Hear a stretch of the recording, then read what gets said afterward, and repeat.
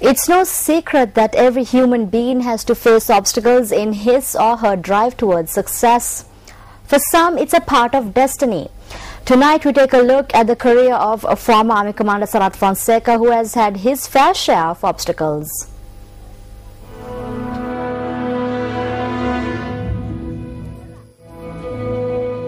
The year 2009. The political arena in Sri Lanka was heating up as the presidential election was drawing closer. Attention was focused on a common candidate and all eyes were pointed at Chief of Defence Staff Sarath Fonseka. With the retirement of Sarath Fonseka as the CDS, the only serving 4-star general of the Sri Lanka Army, the talk of Sarath Fonseka's candidature to run for presidency reached a crescendo. The 29th of November 2009.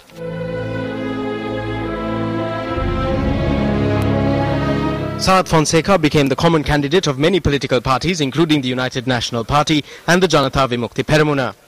මම ජනාධිපති වරණයට පොදු අපේක්ෂකයා ලෙස ඉදිරිපත් වෙනවා. In a heated political atmosphere with many questions and counter-questions being raised, the presidential election of 2010 concluded with Fonseka ending up as the defeated candidate. Subsequent to his defeat, Fonseka was subjected to 2 court-martials and 2 civil cases were also filed against him. The first court-martial charged him with engaging in politics while serving in the military, while the second court-martial charged him with deviating from the normal procedure when acquiring arms for the military. The first court-martial and the second court-martial found Sarath Fonseka guilty on the 13th of August and the 17th of September 2010, respectively. Accordingly, he was stripped of his rank and medals and was sentenced to 2.5 years rigorous imprisonment.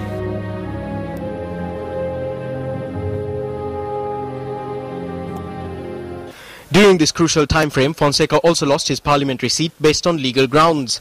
In the white flag case filed against him, court found Fonseka guilty and was sentenced to 3 years in prison with a fine of 5,000 rupees on the 18th of November. Meanwhile, the Colombo High Court acquitted him of all charges in the High Corp case on the 15th of March this year. With his health condition deteriorating while in prison, court ordered Fonseka, who was subjected to a LTTE suicide attack, to be admitted to a private hospital.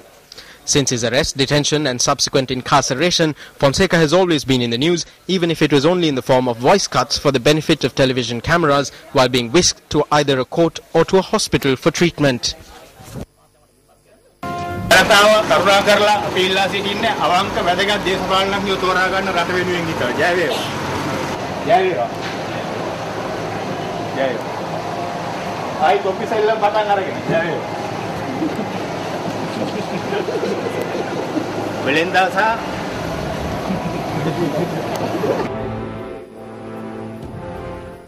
Many religious events and protests were held to secure the release of this once decorated war hero. As time progressed, on the 27th of April this year, Sarath Fonseka was admitted to a private hospital in Colombo to be treated for a lung-related disease. Under a court order, he continued to receive treatment at this hospital. Meanwhile, with the third victory celebrations drawing near, the guessing game continued and the nation was constantly left in suspense whether Sarath Fonseka will be given a presidential pardon. The suspense ended today, May 21st, 2012, when the man who secured freedom for the country finally became a free man.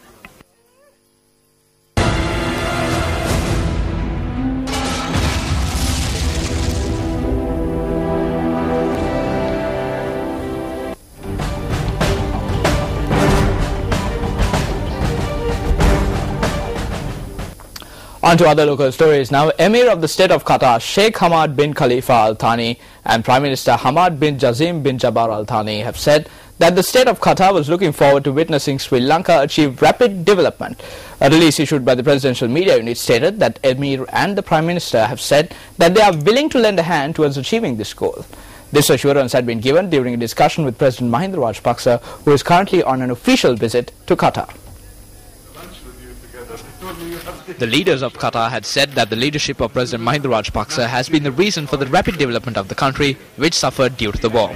They have further stated that the state of Qatar is paying attention towards the development of Sri Lanka and will render all support towards it. During the discussions, President Mahinda Rajapaksa had stated that all Sri Lankans thanked the state of Qatar for the support extended at the Human Rights Council sessions, which were held in Geneva recently. Meanwhile, President Mahinda Rajapaksa also visited a sports academy in the state of Qatar. The academy, which spreads across 800 acres, includes 15 football grounds, a multifaceted sports complex, as well as a training centre. The academy, which was constructed and completed within 2 years, is considered as the only sports academy in the world where all sports events can be held in one location. And it's time now to take a look at the cartoon of the day, which we selected from amongst today's English newspapers.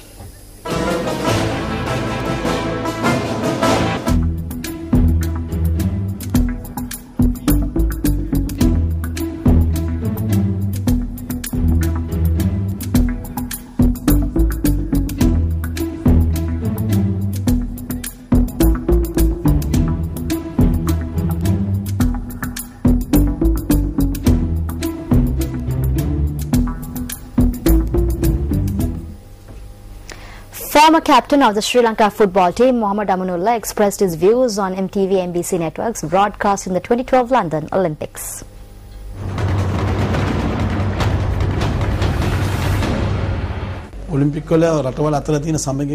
Football creates unity among the Olympic countries. We too got the opportunity as footballers in 1991.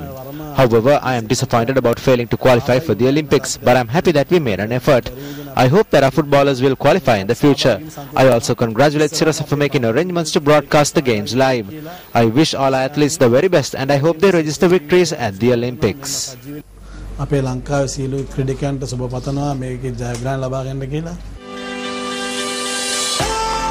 Before you become an Olympic athlete, you have a dream. This year, the world's most elite athletes and the MTV-MBC network will share a dream of champions. The London 2012 Olympics on the Champion Network, MTV and MBC.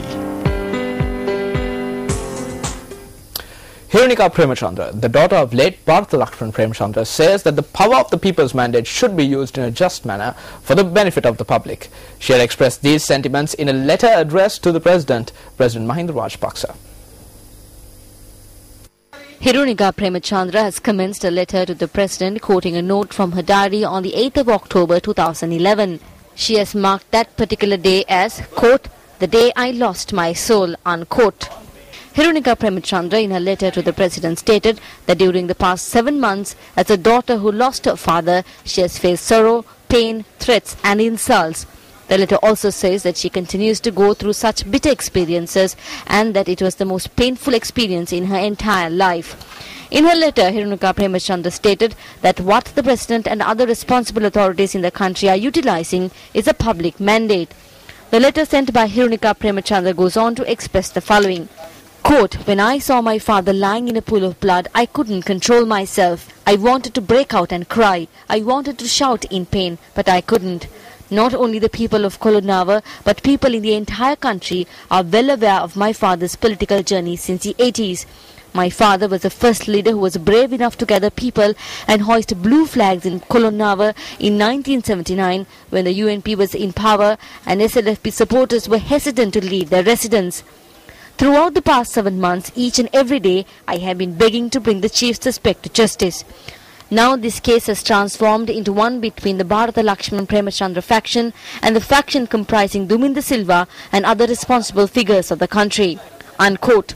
Hirunika Premachandra had concluded her letter to the President as follows. Quote, the letter was not forwarded due to any influence and I have noted down everything that is on my mind.